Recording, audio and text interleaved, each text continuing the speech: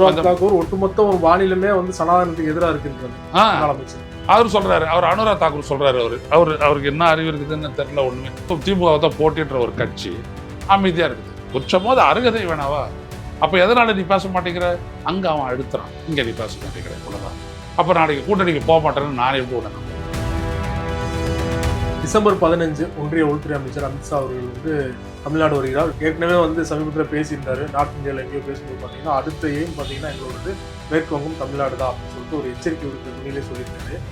அப்போ இவர் வந்துட்டு பேசுறாரு, சிவ சண்முகம் நம்மள உள்ள பூந்தே கெடுப்பாங்க, கூட இருந்தே கெடுப்பாங்க, கழுத்த இருப்பாங்க. யாரு அதை சொல்றதுக்கே தைரியம் இல்லாத. ஆனா இவர் பேசுறதுக்கெல்லாம் எடப்பாடி பழனிசாமி பின்னாடி தலையாடுறாரு. வெளிப்படையா பேசுறது கூட அவங்களுக்கு தைரியம் இல்லை. எதிர்த்தாலும் ஸ்டாலின் சொல்ல தெரியுது இல்லை, எதிர்த்தாலும் தமிழக அரசுன்னு சொல்ல தெரியுது இல்லை. ஏன் அங்க மட்டும் அதை சொல்ல தெரியுது? சொல்ல வேண்டியதானே? அப்ப இவ்வளவுதான் இவங்க. இதையே சொல்ல முடியல. இவங்களால எப்படி தமிழ்நாட்டுடைய உரிமையை காப்பாற்ற முடியும்? ஓபிஎஸ் அவர்கள் டிசம்பர் 15 முக்கியமான ஒரு அறிவிப்பு வெளியிடுறேன்னு சொன்னாரு. ஆனா அதை தள்ளி போட்டாரு. அமித்ஷா அவர்கள் வராரு, அன்னைக்கு தள்ளி போட்டாரு. அதான் அவரு இவர் சார்பு அரசியல் பண்ணிக்கிட்டே இருக்கிறாரு, காண போயிடுவார் அவர். இப்ப நம்ம டிடிவியை பேசுற அளவுக்கு நம்ம வந்துட்டு ஓபிஎஸ் பேச முடியாது. அந்த அளவுக்கு தைரியம் ஒண்ணுமே இல்லை. அவர் தனிச்சு முடிவெடுக்கக்கூடிய ஒரு திறனை இழந்துட்டாரு. அவரை நம்பி எனக்கு யாரும் இல்லை. ஒரே ஒருத்தர் இருக்கிறாரு.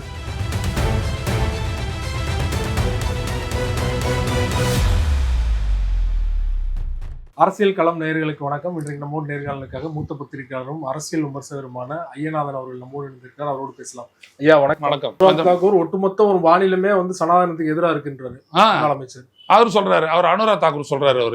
அவருக்கு என்ன அறிவு இருக்குதுன்னு தெரியல. ஒண்ணுமே விஷயமே என்ன அப்படின்னா, இந்த நாட்டில் மட்டும்தான் படிச்சவன் அயோக்கியனா இருக்கிறான் சிவகுமார். வேற ஒண்ணுமே இல்லை. நம்ம நாட்டினுடைய ஒரே பிரச்சனை இதுதான். உலகெங்கிலும் படிச்சவன் அப்படின்னம்னா அவன் டிஸ்டிங்டா அவர்கிட்ட போய் எப்படா நான் சொல்றது தாங்க. இங்க அப்படி இல்லை. இங்க படிச்சவனுக்கு வந்துட்டு துட்டு கொடுத்து வேலையை முடிக்கிறது எல்லாத்துலேயுமே சரி, அவன் அயோக்கியனா தான் இருக்கிறான். தேர்தல் ஆணையர்கள் எடுத்துக்கங்க. இந்த அண்ணாமலை சொல்றாரு பாருங்க, 80 லட்சம் வாக்களை நாங்கள் நீக்க சொன்னோம். நீ யாரை நீக்க சொல்றதுக்கு? எங்க நீ சர்வே எடுத்த? 80 லட்சம் பேர் இந்த தொகுதியில இந்த மாதிரி ஒரு இடத்துல 160 பேர் சேர்த்துருக்குறாங்க. அதை நாங்கள் பார்த்து நீக்க சொன்னா அது ரைட்டு, ஓகே. 80 லட்சம் பேர் எங்க இருக்கிறாங்க? யாரு? எங்கேருந்து நீ கண்டுபிடிச்ச? எப்படி நீ நீக்க சொல்ற? பிரஸ் மீட்டை போட்டு சொல்றாரு அவரு. இது என்ன விதமான அணுகுமுறை? இது மாதிரிதான் எல்லாமே. இதுல ஒரு கட்சி, 2 கட்சி, எனக்கும் திமுக தான் போட்டின்ற ஒரு கட்சி அமைதியா இருக்குது. கொஞ்சமோ அது அருகதை வேணாவா? அப்ப எதனால நீ பேச மாட்டேங்கிற? அங்க அவன் அழுத்துறான், இங்க நீ பேச மாட்டேங்கிற. இவ்வளவுதான். அப்ப நாளைக்கு கூட்டணிக்கு போக மாட்டேன்னு நான் எப்படி விட நம்ப முடியும்? டிசம்பர் 15 ஒன்றிய உள்துறை அமைச்சர் அமித்ஷா அவர்கள் வந்து தமிழ்நாடு வருகிறார். வேலூர்ல வந்து அந்த கட்சியோட முக்கியமான நிர்வாகிகள மீட்டிங்லாம் நடத்துறார். கூட்டணியை வந்து இறுதி செய்யற ஒரு நோக்கத்தோட வராரு. ஏற்கனவே வந்து சமீபத்தில் பேசியிருந்தாரு. நார்த் இந்தியாவில் எங்கேயோ பேசும்போது பார்த்தீங்கன்னா அடுத்த எய்ம் பார்த்தீங்கன்னா எங்களோடது மேற்கு வங்கம் தமிழ்நாடு தான் அப்படின்னு சொல்லிட்டு ஒரு எச்சரிக்கை விடுக்கிற துணியிலே சொல்லியிருக்காரு. கூட்டணியை இறுதி பண்ணிடுவார் நினைக்கிறீங்களா டிசம்பர் 15? இல்லைங்க, அவர் எங்க அந்த கூட்டணி ஒரு கூட்டணி வச்சுட்டாரு. அப்புறம் அந்த கூட்டணியில யாரையும் சேர்க்கணுன்றாரு. அங்கேருந்து வைகுந்த் பாண்டே அப்படின்னு ஒருத்தர் வந்தாரு. பாண்டா வந்தாரு. அவர் வந்து நீங்க எல்லாருக்கிட்டையும் பேசினாரு. அவங்க குழப்பில் அவர் போய் சேர்ந்தவர். அதுக்கப்புறம் திருப்பியா வரல. இங்கே வந்துட்டு அண்ணாமலையை விட்டு என்டிஏ விட்டு போன ஓபிஎஸ் கிட்டையும் டிடிவி தினகரன்கிட்டையும் பேச வச்சாரு. அங்கேயும் ஒன்றும் வரல. அவர் உடனே டிடிவி தினகரன் சொல்லிட்டாரு, மரியாதையான இடம் கொடுத்தீங்கன்னா நான் வருவேன். அதாவது என்னன்னா, மரியாதையை கொடுக்குற பிற அளக்கூடிய எனக்கும் என் கட்சிக்காரனுக்கும் எண்ணிக்கையில் கொடுத்தீங்கன்னா முதல் வேட்பாளர் எடப்பாடி அவர்கள் இருக்கக்கூடாது. ஆமா, அது முதல்ல. அது வேற வச்சுக்கோங்க. அது ரொம்ப ஈஸியா பதில் சொல்லிடலாம். அவர் போல நம்மளாம் ஜெயிச்சா பார்த்துக்கலாம், யாரும் முதலமைச்சர் அப்படின்ட்டு. அவருக்கு என்ன அப்படின்னம்னா, அமித்ஷா வந்துட்டு இந்த கூட்டணியினுடைய முதல்வர் வேட்பாளர் எடப்பாடி பழனிசாமி சொல்லக்கூடாது. அவள்தான்.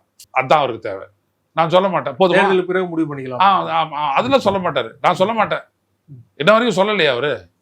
நான் சொல்ல மாட்டேன் அப்படின்னாலே அவர் கன்வின்ஸ் ஆயிடுவார். அவருக்கு தேவைன்னா 5 சீட்டு, ஓபிஎஸ்க்கு தேவைன்னா ஒரு 10 சீட், அவங்க கூட இருக்கிறவங்களுக்கு கொடுக்கறதுக்கு 10 + 15 25 சீட்டு அவர் சேர்த்து வாங்கணும். ஒரு 40-42 சீட்டு அவர் பேசிட்டு இருக்கிறாரு. ஒரு 60 சீட்டு வாங்கி 35 இவரும் 25 அவங்களும் நின்று ஒரு 30 பேர் உள்ள போகணும். அதுக்கு இவங்களுடைய ஆதரவு தேவை. அதை கன்வின்ஸ் பண்றதுக்காக பண்ணாரு. அண்ணாமலை விட்டு பேச வச்சாரு, ஒன்றும் நடக்கல. செங்கோட்டையனை விட்டு மோத விட்டாரு முதல்ல, அதுவும் நடக்கல. அவர் அதாண்ட போய் செட்டில் ஆயிட்டாரு. இப்போ இந்த நிலையோட வராரு. இப்போ வந்துட்டு கடைசியா மக்கள் கிட்ட நம்ம என்ன பண்ணான்னு கேட்க போறாரு. தமிழ்நாட்டை தொடர்ச்சி அறிவேன். அதுக்கெல்லாம் முதல்ல உங்களுக்கு பலம் இருக்குதா? தமிழ்நாட்டு மக்கள் எதுக்கு உங்களுக்கு ஓட்டு போடணும்? நீங்க என்னது செஞ்சோம் தமிழ்நாட்டுக்கு அப்படின்னு உங்களால சொல்ல முடியுதா? பெரிய பெரிய இதெல்லாம் நீங்க சொல்றீங்க, நாங்க ரோடு போட்டுருக்கிறோம், ஏர்போர்ட் கட்டி கொடுத்துருக்குறோம்னு. ரயில்வே திட்டங்களுக்கு 1000 ரூபாய் ஒதுக்குறீங்க நீங்க. எல்லா எம்ப்ளாய்மெண்ட்லையும் தமிழ்நாடு புறக்கணிக்கப்பட்டிருக்குது. அது ரயில்வே ஆகட்டும், பேங்க் ஆகட்டும், இல்லை இங்கே இருக்கக்கூடிய இராணுவ தளவாடங்கள் எல்லாம் உற்பத்தி பண்ணக்கூடிய ஏவிஎக்ஸ் ஃபேக்டரி ஆகட்டும், சிபிஆர்டி ஆகட்டும், இல்லை ஐசிஎஃப் ஆகட்டும், எங்கேயுமே தமிழனுக்கு வேலை இல்லை. உனக்கு எப்படி ஓட்டு போடுவா? நீ எப்படி தொடச்சி எறிவ? தமாஷெல்லாம் அவர் பேசுறது. அப்போ என்ன பண்ணுவோம்? ஒன்னே ஒன்று தான் அவங்ககிட்ட இருக்குது. இவிஎம் இருக்குது, தேர்தல் ஆணையம் இருக்குது. இதை வச்சுட்டு ஃப்ராட் அடிக்க போறீங்களா அப்படின்ற ஒரு கேள்வியை கேட்கணும். ஃப்ராட் அடிச்சு காலி பண்ண போறீங்களா அங்கே பண்ண மாதிரி? இல்லை ஒரு 20,000 லம்சமா இங்கே இருக்கிற பெண்களுடைய கணக்குகளில் ஜன்தன் அக்கௌண்ட்ல போட போறீங்களா? எதை பண்ண போறீங்க அமித்ஷா அப்படின்னு கேள்வி கேட்கணும். வேற ஒன்றும் இல்லை. அண்ணாமலை அவர்கள் தான் வந்து கூட்டணியில் தேவையில்லாமல் வந்து குட்டையை குழப்பினாரு. ஸோ நீங்கள் தான் பேசி சரி பண்ணணும், டிடி அவர்களே ஓபிஎஸ் அவர்களே அப்படின்னு அமித்ஷா அவர்கள் அண்ணாமலை கடிந்து கொண்டதாக ஒரு தகவல் வந்துட்டு எந்த அளவு சொல்லலாம்? அவர் போயிட்டு எல்லாருக்கிட்டையும் ஒரு நாள் போயிட்டு ஒருத்தருக்கு பொன்னாட போச்சுட்டு தான் இருக்கிறாரு அண்ணாமலை. விஷயம் என்ன அப்படின்னோம்னா, நம்மளோட வந்துருங்க, நம்ம பார்த்துக்குறோம் அப்படின்றாரு இவர். அவங்க சொல்றாங்க, முதல்ல கான்கிரீட்டா பதில சொல்லு, எவ்வளவு சீட்டு எங்களுக்கு என்டிஏக்குள்ள வந்து நாங்கள் என்ன பண்ண போறோம், எங்களுக்கு என்ன ஆகுது, நீ பெனிஃபிட் அடையிற, எங்களுக்கு என்ன இருந்துச்சு? இப்போ போன முறை நாங்கள் நின்னும் தோத்தோம், ஆனால் நீ என்ன பண்ற, வாக்கு கணக்கு எடுத்துக்கிட்ட. நான் ஒரு 3 லட்சம் வாங்கினா அவர் ஒரு 3.5 லட்சம் ஓட்டு வாங்கினாரு, இதை எடுத்துக்கிட்டு. அதே மாதிரி சண்முகம், இவங்களை எல்லாம் வச்சுக்கிட்டு உங்களுடைய வாக்கு பலத்தை நீ பெருசா காட்டிட்டு இருக்கிற. எங்களுக்கு என்ன, நாங்கள் கட்சி நடத்துறப்ப எங்க கட்சி என்ன ஆகுறது? நீ விட்டினா எனக்கு ஒரு ஆல்டர்னேட்டிவ். இந்த இடத்துல தான் விஜய் வந்துட்டு விஜயை பிடிச்சி இந்தாண்ட எடுக்கணுன்றதுல அமித்ஷாவும் எடப்பாடியும் உஷாரா இருக்கிறாங்க. இவரை வச்சோம் அப்படின்னோம்னா ஒரு 3வது அடி உருவாயிடும். இவரை எடுத்துட்டோம் அப்படின்னோம்னா அவங்கெல்லாம் வந்துட்டு லைன்ல வந்துட்டு அந்த வந்துருவாங்க. அப்போ திமுக வர்சஸ் பாஜக இதுதான் அவங்க எதிர்பார்க்க. அதிமுக பொதுக்குழுலே பாத்தீங்கன்னா சிவி சண்முகம் வெளிப்படையா சொல்றாரு, புரோக்கர் பசங்க வந்து அதிமுக வந்து அழிக்கிறதுக்கு முயற்சி பண்றாங்க, எச்சரிக்கையா இருங்கன்னு சொல்றாருன்னா, அது மறைமுகமா வந்து அந்த புரோக்கரை வந்து விமர்சனம் பண்றவங்க. ஏன் அமித்ஷா அவர்கள் தான் அதுக்கு காரணகர்த்தாவே அவர் தான் இல்லையா? ஏன் அவரை வெளிப்படையா பேச மாட்டாங்க? அதிமுகவை உடைச்சு இந்த மாதிரி சிதறடிச்சதே அவங்க தானே, பிஜேபி தானே. ஆனா எல்லாரும் பிஜேபி தான் அடிமைப்பட்டு இருக்கிறாங்க. டிடிவி ஆகட்டும், ஓபிஎஸ் ஆகட்டும், இபிஎஸ் ஆகட்டும், அப்புறம் இபிஎஸ் கூட இருக்கிறவங்களாகட்டும், எல்லாம் பிஜேபி. இதை பாருங்க, அண்ணா திராவிட முன்னேற்ற கழக கட்சி சரியா சொல்ல போனோம்னா இல்ல, சுயமரியாதை இருந்தா தானே கட்சி, கொள்கை இருந்தா தானே தான் கட்சி, அவ்வளவுதான். அடுத்த தேர்தல் அது எப்படி நிற்கும்ன்றதெல்லாம் சொல்லவே முடியாது. ஏன்னா ஒரு தொண்டனே அந்த கட்சியை வந்துட்டு நிராகரிக்கக்கூடிய அளவில் அந்த கட்சியினுடைய நிலைமை போயிடுச்சு இல்லையா? அப்ப என்ன இருக்குது? அவர் சொல்றாரு என்டி ஆட்சின்றாரு, இவர் சொல்றாரு தனித்து ஆட்சின்றாரு, ஆனால் 2 பேரும் கூட்டணின்றாங்க. இது என்னது இது? அப்போ இதை வந்துட்டு எப்படி நீங்க வந்துட்டு ஒரு வையபிள் அலையன்ஸா நீங்க எடுத்துக்குவீங்க இல்லையே? அப்ப இவர் வந்துட்டு பேசுறாரு சிவி சண்முகம், நம்மள உள்ள பூந்தே கெடுப்பாங்க, கூட இருந்தே கெடுப்பாங்க, கழுத்த இருப்பாங்க. யாரு அதை சொல்றதுக்கே தைரியம் இல்லாத. ஆனா இவர் பேசுறதுக்கெல்லாம் எடப்பாடி பழனிசாமி பின்னாடி தலையாட்டுறாரு. வெளிப்படையா பேசுறது கூட அவங்களுக்கு தைரியம் இல்லை. எதிர்த்தாலும் ஸ்டாலின் சொல்ல தெரியுது இல்ல, எதிர்த்தாலும் தமிழக அரசுன்னு சொல்ல தெரியுது இல்ல, ஏன் அங்க மட்டும் அதை சொல்ல தெரியல? சொல்ல வேண்டியதானே? அப்ப இவ்வளவுதான். இவங்க இதையே சொல்ல முடியல, இவங்களால எப்படி தமிழ்நாட்டுடைய உரிமையை காப்பாற்ற முடியும்? நீங்க விஜயை வந்து பிரஸ் பண்றாங்க, அதனாலதான் திருப்பரங்குன்றம் விஷயத்துல வந்து வாயை திறக்கலன்னு சொன்னீங்க. டிடி அவர்கள் மீதுமே வந்து சிபிஐ வழக்கு நிலுவையில் தான் இருக்கு. ஸோ அவர் எப்படி வந்து என்டிஏ லைன்ஸ் விட்டு வெளியே போவாரு, எதிரான ஒரு முடிவு எடுப்பார் நினைக்கிறேன். இதுக்கு மேல டிடிவி மேலேயோ ஓபிஎஸ் மேலே நடவடிக்கை எடுத்தோம்னா அவ்வளவுதான், மக்களை வந்துட்டு சிரிப்பாங்க. ரைடு விட்டா அப்படின்னா, ஏன் இவ்வளவு நாள் தெரியல அவனுக்கு, உன்னை வேணான்னு சொல்லிட்டு அவன் தனியா நிக்கிறான உடனே நீ உடனே பாய்வியா நீ, அப்படி கேவலமாயிடும். 2வது இப்போ வந்துட்டு முன்னாடி மாதிரி கிடையாது. இடியை வச்சு ரைடு விட்டோம்னா எது ரைடு விட்டதுக்கு அடிப்படையை காட்டுறான் நீதிமன்றத்தில். பார்த்தீங்கல்ல, உதயநிதியை ஃபிக்ஸ் பண்ணுறதுக்காக இவங்க வந்துட்டு டாஸ்மாக் வச்சுக்கிட்டு ஒரு ட்ராமா ஒன்று போட்டாங்களே இடியை வச்சு. என்ன சொல்லுச்சு கோர்ட்டு? ஏன் அவன் போன எங்கே காட்டு, முதல்ல இதில் இருந்தாலும் சம்மந்தப்பட்டிருக்கிறான்றதை காட்ட முடியல. போயிட்டு அந்த சீரெல்லாம் எடுத்து விட்டுட்டு அவன் போட்டு அவன் வேலையை பார்க்கட்டு விட்டுட்டாங்க. இப்படி தான் நடக்கும். அதனால இன்னைக்கு இதெல்லாம் பண்ண முடியாது. அதெல்லாம் இப்போ நம்மளுக்கு இவ்வளோ தெரிஞ்சது டிடிவி தினகரனுக்கு தெரியாதா, ஓபிஎஸ்க்கு தெரியாதா? ஆனா ஓபிஎஸ் அவர்கள் டிசம்பர் 15ஆம் தேதி முக்கியமான ஒரு அறிவிப்பு வெளியிடுறேன்னு சொன்னாரு. அவர் தான் அறிக்கை தள்ளி போட்டாரு. அவர்கள் வராரு அன்னைக்கு தள்ளி போட்டாரு அவரு. அதான் அவரு இவர் சார்பு அரசியல் பண்ணிக்கிட்டே இருக்கிறாரு, காண போயிடுவார் அவரு. இப்ப நம்ம டிடிவியை பேசுற அளவுக்கு நம்ம வந்துட்டு ஓபிஎஸ் பேச முடியாது. அந்த அளவு தைரியம் ஒண்ணுமே இல்லை. அவர் தனிச்சு முடிவு எடுக்கக்கூடிய ஒரு திறனை இழந்துட்டாரு. அவரை நம்பியும் எனக்கு யாரும் இல்லை. ஒரே ஒருத்தர் இருக்கிறாரு, ஒருத்தராடு வைத்தறிங்க. அவரு போயிட்டாருன்னா அப்புறம் இவருக்கு சொல்றதுக்கே ஆள் இல்லை. அவர் விஜய் கூட இணைய போறதா ஒரு தகவல் வந்துட்டு இருக்கு. இருக்கலாம், அணைஞ்சிடலாம். ஓபிஎஸ் மகனே ஆமா ஆமா ஆமா ஆமா அப்படியெல்லாம் இருக்குது. அதனால தான் விஜய் இழுத்து போட்டுறோம்னு அவங்க பாக்குறாங்க. விஜய் வெளில வச்சாதானே ஒரு அலையன்ஸ் அவர் ஒரு சாவும் ஓட்டு ஃபார்ம் ஆகும். இப்படி தூக்கிட்டா சரியா போடல. அமித்ஷா அவர்கள் சொன்ன ஒரு நோக்கம் அடுத்த இலக்கு தமிழ்நாடு அப்படிங்கிறது தொடர்ச்சியா அமைச்சர்கள் மீது வந்து இடி வழக்கு போட்டுக்கிட்டே இருக்காங்க இல்லையா? இப்போ KN நேரு அவர்கள் வழக்கை வந்து துரிதப்படுத்திருக்காங்க. துரைமுருகன் வழக்கு நிலுவையில் இருக்குது. ஸோ அதெல்லாம் வந்து தூசி தட்டி எடுப்பாங்கன்னு நினைக்கிறீங்களா? எவிடன்ஸ் எடுத்தாந்து நீதிமன்றத்தில் வச்சாலே தவிர ஈடியை வச்சுட்டு இவங்களால ஒன்றும் பண்ண முடியாது. ஈடியை வச்சுட்டு என்ன பண்ண, ஒரு தூக்கி உள்ள வைக்கலாம். ஆமா ஊழல் பண்ணாருன்னு சொல்லிட்டு 4 பேர் வாக்குமூலம் கொடுத்தாங்கன்னா அந்த வாக்குமூலத்தை வச்சுட்டு உள்ள போடலாம். அவர் எவிடன்ஸ்னு கேட்கணும், கேட்குற வரைக்கும் உள்ள இருக்கணும். இது மட்டும்தான் பண்ண முடியும். எவிடன்ஸ் இல்லாத நீங்க எதையுமே பண்ண முடியாது. என்னாச்சு செந்தில் பாலாஜி வழக்குல? என்ன கேட்டுச்சு நீதிமன்றம்? 400 நாளுக்கு மேல அவர் உள்ள வச்சிருக்கணும். அவருக்கு எதிராக இன்னும் ஒரு எவிடன்ஸ் கூட இல்லை. இப்படியே போச்சுன்னா அந்த வழக்கு நீங்க எப்போ முடிப்பீங்கன்னு எங்களுக்கே தெரியல. அவரை வந்து பர்மனண்டா வச்சிருக்க முடியாது அப்படின்னு சொல்லி விடுதலை பண்ணாங்க. ஆனா அமைச்சரா தொடர முடியல. எவ்வளவு? 1,62,00,000க்கு.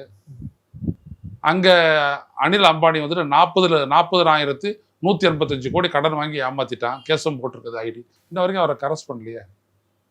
எல்லாம் மக்கள் பார்த்துட்டு தானே இருக்கிறாங்க. ஈடியை வச்சு மிரட்டி பார்க்க முடியாதுன்றீங்களா? உறுதியா ஈடியை வச்சு மிரட்டினாங்க, கவுண்டரா போகும். சென்டிமெண்ட். இப்ப 10,000 கோடி இருக்குது பாஜக. யார் கொடுத்த பணம்? இவர் வந்துட்டு அந்த PM கேர்ஸ் அப்படின்னு ஒன்று பண்ணாரு. 39,000 கோடி யாரை போடுது? எங்க போச்சு அந்த பணம்லாம்? 16 லட்சத்துக்கு வந்துட்டு தள்ளுபடி பண்ணீங்களே, அதெல்லாம் யாருடைய பணம்? இப்படி நிறைய கேள்வி மக்கள் மத்தியில் இருக்குது இல்ல. அப்ப நீங்க வந்துட்டு 1000 கோடி காட 1000 கோடி ஊழல், 500 கோடி ஊழல், ஒண்ணுது லட்சக்கணக்கில் இருக்குது அப்படின்னு திருப்பி கேட்க மாட்டாங்க ஜனங்க. ஊழல் ஒரு பிளாட்ஃபார்மாவே அவங்க கொண்டு வர மாட்டாங்க. அவங்க கொண்டு வர போறதுலாம் என்னது? தமிழ்நாட்டினுடைய ஆட்சி என்ன பலன்னு, இங்க வந்துட்டு பெண்களுக்கு பாதுகாப்பு இல்லை, இங்க வந்துட்டு போதைப் பொருள் விற்கிறாங்க, இந்து மதத்துக்கு மரியாதை இல்லை, அதுக்கு தான் இதை பெருசா பார்க்கணும்னு பார்த்தாங்க. இதையே நம்ம வந்துட்டு ஆதாரங்களை வச்சு காலி பண்ணிட்டோம். இல்லாட்டி பாருங்களேன், ஒரு ஜட்ஜி போய் உட்கார்றாரு, ஒருத்தர் பெட்டிஷன் போடுறாரு, அது உரிமை அப்படின்றாரு. எப்படி உரிமை வருது? கேஸே இல்லாத இடத்துல எப்படி நீ ஒரு தீர்ப்பை கொடுக்குற? அப்போ இது உடனே இப்போ மோகன் பகவத் என்ன சொல்றாரு? அவரு அது வந்துட்டு தமிழர் இந்துக்களுக்கு சாதகமா அந்த தீர்ப்பு வந்து ஆகணும், இல்லாட்டி நம்ம இதை ஆல் இண்டியா லெவலில் கொண்டு போவோம் அப்படின்றாரு. என்ன அடிப்படை? அனுராக் தாக்கூர் வந்துட்டு அங்கே பேசுறாரு. என்ன அடிப்படை? ஒண்ணுமே கிடையாது. நிறைவா ஒரு கேள்வி. நம்ம இப்போ சென்ற பேட்டியிலே பேசியிருந்தோம். காங்கிரஸ் வந்து பிரவீன் சக்கரவர்த்தி விஜய் சந்திச்சது தொடர்பாக காங்கிரஸ் 25 சீட்டுக்கு ஒருத்தே இல்லை, அதுக்கு திரும்ப கொடுங்க, கம்யூனிஸ்ட் கொடுங்க, நீங்களும் சொல்லியிருந்தீங்க. ஸோ 15ஆம் தேதி வந்து முக்கியமான முடிவு எடுக்க போறாரு. திமுகவா தாவேக்கவா ராகுல் காந்தி அப்படின்னு ஒரு தகவல் இன்னைக்கு செய்தியில் வந்திருக்கு. இது எப்படி உண்மைதானா, இல்லைன்னா திமுக கூட்டணிலாம் நீடிக்கும்? டெல்லியில இருக்க எல்லா அரசியல்வாதிகளும் ஒண்ணுதாங்க முக்கியம். ஒரு கட்சி கிட்ட எவ்வளவு MP இருக்கிறான், ஒரு கட்சினால நம்மளுக்கு எவ்வளவு பெனிஃபிட் வந்துருக்குது. 10 MPக்கள் 18 MLAக்கள். ராகுல் காந்தி என்ன கேட்பாருன்னா, இங்கேருந்து போறவங்க கிட்ட இப்ப விஜயோட சேர்ந்து அது கிடைக்குமான்னு கேட்பாரு. என்ன சொல்லுவாங்க இவங்க? வாய்ப்பு இருக்குமா? அவங்களுக்கும் தெரியுங்க அரசியல். இவங்க 4 பேர் இப்படி சொல்றாங்கன்னா 10 பேர் அப்படி சொல்றதுக்கு இருக்கிறாங்க. திமுக சார்பு காங்கிரஸ்காரன், அதிமுக சார்பு காங்கிரஸ்காரன், தாவேக்கா சார்பு காங்கிரஸ்காரன், எல்லாமே காங்கிரஸ்ல இருப்பாங்க. இதுதான் விஷயம். ரொம்ப நன்றி. சமாள அரசியல் தொடர்பாக பல்வேறு விஷயங்கள் எங்களோட டீட்டெயிலாக பகிர்ந்து கொண்டீங்க. மிக்க நன்றி.